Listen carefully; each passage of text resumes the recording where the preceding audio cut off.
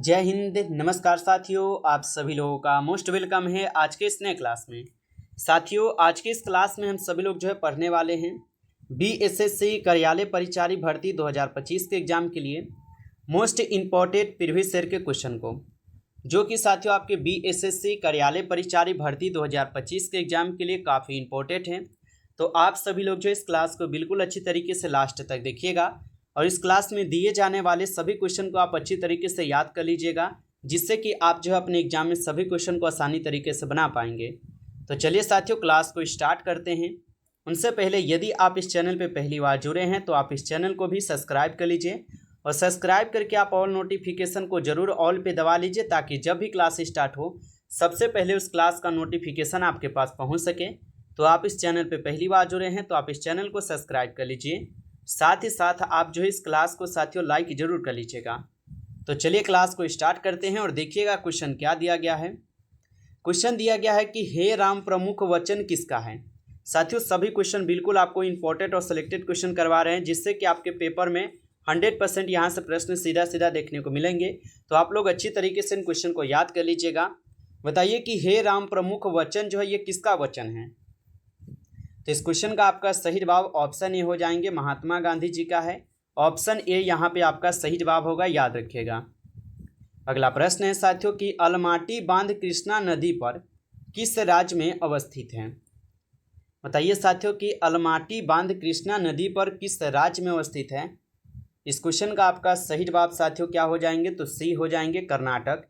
यदि आप option C लगाए हैं तो आपका सही जवाब है कर्नाटक होगा। अगला प्रश्न देखिएगा, क्वेश्चन है गोरा उपन्यास के लेखक कौन हैं। बताइए साथियों कि गोरा उपन्यास के लेखक जो है ना कौन हो जाएंगे। तो गोरा उपन्यास के लेखक हो जाएंगे आपके रविंद्रनाथ टैगोर। ऑप्शन सी इस क्वेश्चन का सही जवाब है, रविंद्रनाथ टैगोर जो गोरा उपन्यास के लेखक थे। चलिए आगे देखिएगा, क्वेश्चन आता है कि फोर्ट विलियम का प्रथम अध्यक्ष कौन थे। तो फोर्ट विलियम के जो प्रथम अध्यक्ष थे साथियों कौन हो जाएंगे, तो फोर्ट विलियम के प्रथम अध्यक्ष हो जाएंगे। इस क्वेश्चन का सही जवाब ऑप्शन ए हो जाएगा, चार्ल्स आयर, जो फोर्ट विलियम के प्रथम अध्यक्ष थे। आगे देखिए प्रश्न है साथियों, हड़प्पाई स्थल लोथल जो है ना कहाँ पर अवस्थित है। साथियों, ये सभी क्वेश्चन काफ़ी इंपॉर्टेंट और सिलेक्टेड और वीवीआई क्वेश्चन है, इसको आप अच्छे से जरूर याद कर लीजिएगा, क्योंकि आपके पेपर में यहाँ से प्रश्न सीधे सीधे देखने को मिलेंगे। तो अच्छे से आप इन क्वेश्चन को जरूर याद कर लीजिएगा। बताइए कि हड़प्पाई स्थल लोथल कहाँ पर अवस्थित है। तो लोथल आपको पता है ये गुजरात में है। ऑप्शन ए आपका सही जवाब है, गुजरात में, याद रखेंगे। और कौन से नदी पे स्थित है लोथल, आप लोग कमेंट करके बताएंगे। अगला प्रश्न है कुतुब मीनार के पास स्थित लौह स्तंभ को किसने बनवाया था। चलिए बताइएगा आप सभी लोग कि कुतुब मीनार के पास स्थित लौह स्तंभ को जो है किसने बनवाया था। तो इस क्वेश्चन का आपका सही जवाब ऑप्शन बी हो जाएंगे, चंद्रगुप्त द्वितीय बनवाए थे। ऑप्शन बी इस क्वेश्चन का सही जवाब होगा।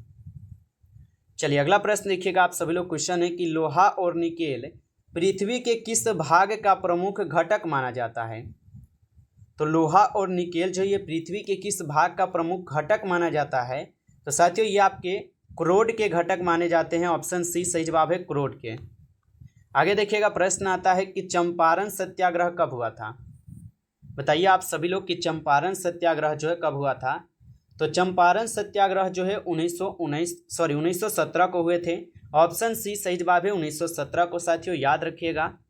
अगला प्रश्न है आपका, संपूर्ण क्रांति का नेतृत्व जो है किसने किया था। बताइए आप लोग कि संपूर्ण क्रांति का नेतृत्व किसने किया था। तो संपूर्ण क्रांति का नेतृत्व जो है ये आपके जयप्रकाश नारायण जी के द्वारा किए गए थे। ऑप्शन सी इस क्वेश्चन का सही जवाब है, इनको याद रखिएगा, जयप्रकाश नारायण जी के द्वारा। आगे यहाँ पे क्वेश्चन है आपका कि बिंदुसार का संबंध किस राजवंश से है। तो बिंदुसार का संबंध किस राजवंश से है। तो बिंदुसार का संबंध हो जाएंगे आपके मौर्य वंश से। ऑप्शन ए सही जवाब है, मौर्य वंश से, याद रखिएगा। अगला प्रश्न है साथियों यहाँ पे कि कुषाण वंश का प्रसिद्ध शासक कौन था। बताइए आप लोग कि कुषाण वंश का प्रसिद्ध शासक कौन था। तो कुषाण वंश का प्रसिद्ध शासक था आपके कौन। इस क्वेश्चन का सही जवाब क्या होगा। तो इस क्वेश्चन का सही जवाब ऑप्शन ए हो जाएंगे साथियों, ऑप्शन ए यहाँ पे सही जवाब है। आगे देखिए यहाँ पे क्वेश्चन आता है द्वितीय विश्व युद्ध के समय भारत में कौन सा आंदोलन चलाया गया। बताइए कि द्वितीय विश्व युद्ध के समय भारत में कौन सा आंदोलन चलाया गया था। तो द्वितीय विश्व युद्ध के समय जो है भारत में चलाए गए थे आपके भारत छोड़ो आंदोलन। ऑप्शन सी सही जवाब है, याद रखिएगा। और भारत छोड़ो आंदोलन कब नारा दिया था? तो 8 अगस्त, याद रखिएगा आप सभी लोग, 8 अगस्त 1942 को जो है ये नारा दिए गए थे। ठीक है, याद रखिएगा। और भारत छोड़ो आंदोलन का नारा किसने दिया था? आप लोग कमेंट करके बताएंगे। अगला क्वेश्चन देखिए, क्वेश्चन है ग्रहों के गति के नियम का प्रतिपादन किसने किया था? तो ग्रहों के गति के नियम का प्रतिपादन जो है केपलर के द्वारा की गई थी। तो ऑप्शन ए इस क्वेश्चन का सही जवाब है, केपलर के द्वारा, याद रखिएगा। अगला प्रश्न यहाँ पे आता है आपका, प्रश्न दिया गया है कि घाना का प्राचीन नाम क्या है? बताइए कि घाना का प्राचीन नाम क्या होगा? तो घाना का प्राचीन नाम हो जाएगा गोल्डन कोस्ट। ऑप्शन ए सही जवाब है, गोल्डन कोस्ट हो जाएंगे, याद रखिएगा आप सभी लोग। चलिए आगे बढ़ते हैं। अगला क्वेश्चन आप लोग देखिएगा। क्वेश्चन दिया गया है कि पीयूष ग्रंथि कहाँ पर स्थित होता है? बताइए साथियों कि पीयूष ग्रंथि जो है ये कहाँ पर स्थित होता है? तो पीयूष ग्रंथि जो है ये आपके मस्तिष्क में स्थित होते हैं। ऑप्शन सी इस क्वेश्चन का सही जवाब है, मस्तिष्क में। आप सभी लोग जो इनको याद रखिएगा। अगला प्रश्न है आपका कि भारत का अंतिम अंग्रेज गवर्नर जनरल कौन था? साथियों अभी तक जो है आप इस क्लास को लाइक नहीं किए हैं तो आप इस क्लास को एक बार ज़्यादा से ज़्यादा लाइक कर लीजिए। और चैनल पे पहली बार यदि आप जुड़े हैं तो आप इस चैनल को भी सब्सक्राइब कर लीजिए। और सब्सक्राइब करके आप ऑल नोटिफिकेशन को दबा लीजिए साथियों, ताकि जब भी क्लास स्टार्ट हो सबसे पहले क्लास का नोटिफिकेशन आपके पास पहुंच सके। तो आप इस चैनल पे पहली बार जुड़े हैं तो आप इस चैनल को सब्सक्राइब कर लीजिए। अगर आपको रिवीजन के लिए पीडीएफ अगर चाहिए तो साथियों कमेंट में आप जरूर बताइएगा हमें। चलिए क्वेश्चन का आंसर लगाइए कि भारत का अंतिम अंग्रेज गवर्नर जनरल कौन था? तो इस क्वेश्चन का आप सही जवाब ऑप्शन बी लगा दीजिएगा, लॉर्ड माउंटबेटन हो जाएंगे, याद रखिएगा। आगे प्रश्न है आपका कि परमाणु का केंद्र क्या कहलाता है? तो परमाणु का जो केंद्र है साथियों ये क्या कहलाता है? तो परमाणु का केंद्र कहलाता है आपके यहाँ पे न्यूक्लियस। ऑप्शन यहाँ पे आपका डी सही जवाब है, आप लोग जो है याद रखिएगा इनको। अगला प्रश्न है आपका कि इंकलाब जिंदाबाद का नारा किसने दिया था? बताएंगे साथियों, इंकलाब जिंदाबाद का नारा किसके द्वारा दिया गया था? तो इंकलाब जिंदाबाद का नारा दिए गए थे आपके भगत सिंह के द्वारा। ऑप्शन बी यहाँ पे सही जवाब है, भगत सिंह के द्वारा। आगे देखिएगा, क्वेश्चन आता है कि टेनिस खिलाड़ी रोजर फेडरर किस देश के हैं? तो टेनिस खिलाड़ी रोजर फेडरर किस देश के हो जाएंगे? तो ये आपके स्विट्जरलैंड के हो जाएंगे। ऑप्शन सी सही जवाब है, स्विट्जरलैंड के। आगे देखिएगा, क्वेश्चन आता है यहाँ पे कि खट्टे फलों में कौन सी विटामिन पाई जाती है? बताइए साथियों कि खट्टे फलों में कौन सी विटामिन पाई जाती है? तो खट्टे फलों में विटामिन सी पाई जाती है। आपका ऑप्शन बी यहाँ पे आपका सही जवाब है, विटामिन सी पाई जाती है। आगे देखिए, क्वेश्चन आता है कि गोबर गैस संयंत्र का आविष्कार किसने किया था? तो गोबर गैस संयंत्र का जो आविष्कार है ये किसने किया था? तो गोबर गैस संयंत्र का आविष्कार किए गए थे सीवी देसाई के द्वारा। ऑप्शन ए सही जवाब है, सीवी देसाई के द्वारा। अगला प्रश्न है आपका कि सुभाष चंद्र बोस का जन्म कहाँ पर हुआ था? तो सुभाष चंद्र बोस जी का जो जन्म है साथियों कहाँ पर हुआ था? तो सुभाष चंद्र बोस जी का जन्म हुआ था आपके कटक में। ऑप्शन डी लगाए हैं आप, तो आपका सही जवाब है, कटक में जो है सुभाष चंद्र बोस जी का जन्म हुआ था, याद रखिएगा। अगला प्रश्न है आपका यहाँ पे कि वेदों की और लौटो का नारा किसने दिया था? तो वेदों की और लौटो का नारा साथियों दिए गए थे दयानंद सरस्वती जी के द्वारा। ऑप्शन सी इस क्वेश्चन का सही जवाब है, दयानंद सरस्वती जी के द्वारा दी गई थी। आगे देखिए, क्वेश्चन है आपका सलाल परियोजना किस नदी पर स्थित है?